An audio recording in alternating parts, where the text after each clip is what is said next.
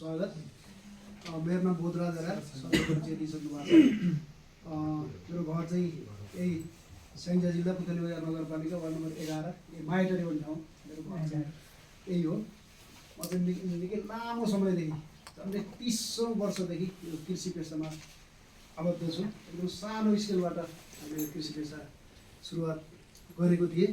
झन्डै 30 वर्ष अगाडि एउटा जापान गएर 1 वर्ष यो कृषि सम्बन्धी तालिम पनि गरेर फर्किने अवसर पाएको थिएँ। अनि त्यहाँबाट चाहिँ एउटा झन्डै 11वटा गोलभेडाको ग्रुपबाट मैले यो आफ्नो खेतीपाती आफ्नो चाहिँ कामको शुभारम्भ गर्दै अहिले विभिन्न यो मेरो फर्महरूमा विभिन्न सुन्तला, कफी लगायत कफीको नर्सरी, सुन्तलाको नर्सरी, अनि कफी प्रशोधन, केही सुन्तलाहरूको प्रशोधन र विभिन्न चिजहरू आफ्नै फर्महरूमा उत्पादन गर्ने अनि त्यसलाई प्रोसेसिङ गर्ने र त्यसलाई राष्ट्रिय तथा अन्तर्राष्ट्रिय स्तरमा बजारीकरण गर्ने कामहरू चाहिँ मैले गर्दै आइरहेको छु।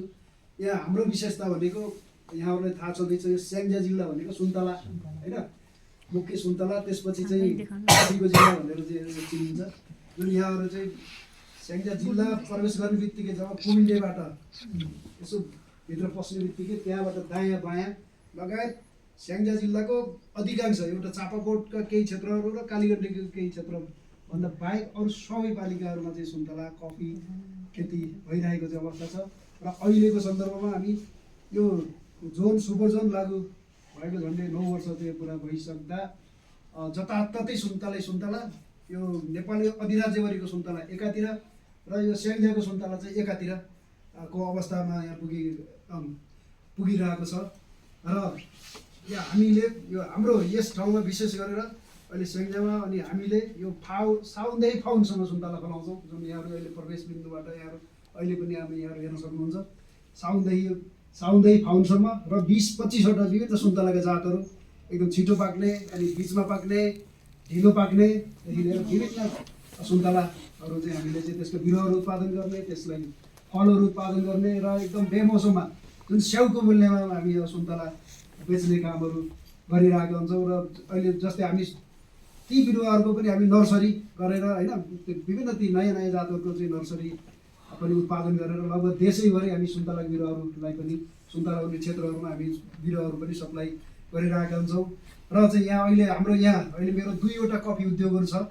यहाँ एउटा यही छ, हामी मुनि चाहिँ हेर्न सक्छौँ। अहिले चाहिँ हामी सुन्तलाको केही प्रशोधनहरू छ, त्यो चाहिँ हामी बाहिरबाट हामी सर हेर्न सक्छौँ। अनि एउटा कफी उद्योग अलिक थोरै 500 मिटर अलिक टाढा छ, थोरै अलिक भित्रपट्टि चाहिँ हाम्रो अर्को छ होइन।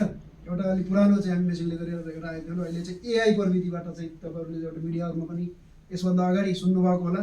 एआई प्रविधिबाट नेपालमा सबभन्दा पहिला कफी बनाउने चाहिँ हामी हो। यो नेपाल टेलिभिजनको गोर्खापत्रको एकदम हेडलाइनमा चाहिँ त्यहाँ हामी आएका थियौँ। त्यो सायद कतिपय कृषिसँग एकदम चासो राख्नेहरूले त्यो न्युजहरू अब हेर्नु भएको नि होला। र यहाँ चाहिँ हाम्रो हजुरहरूको अगाडि विभिन्न चिजहरू छ। यहाँ विभिन्न चिजहरू यहाँको नि के छ, रातो कफीको गेडाहरू छ, कफीको बोक्राहरू छ, विभिन्न चिजहरू छ। जस्तै हामीले यहाँ उत्पादन गरेका चिजहरू यो लगभग 32वटा चिजहरू चाहिँ हामीले जापानको बजारमा चाहिँ हामीले एक्सपोर्ट गर्छौँ। त्यसमा मुख्य चाहिँ कफी हो होइन, कफीको बोक्रा, अनि त्यसपछि विभिन्न सुन्तलाका आइटमहरू, सुन्तलाको जाम, अनि सुन्तलाको बोक्राहरू, अनि जुराहरूको जाम, जुराहरूको बोक्रा, अदुवा, बेसार, कागती होइन। त्यसपछि लेमन ग्रास, तेजपात, तुलसी, टिमुर, अकबरे खुर्सानीहरू अब देखिरहनु भएको छ। यो स्याङ्जाको मह होइन देखि लिएर विभिन्न चिजहरू चाहिँ हामीले चाहिँ उत्पादन अनि त्यसको प्रशोधन र त्यसको ब्रान्डिङ गरेर चाहिँ बजारीकरण गर्ने कामहरू पनि अब गरिरहेका छौँ। अब यहाँहरू जहाँसम्म लाग्छ यहाँहरू सबैजना यो कृषि क्षेत्रमा लाग्नुभएको छ, कृषिको होइन कृषिमा अब झाइरहनु भएको छ।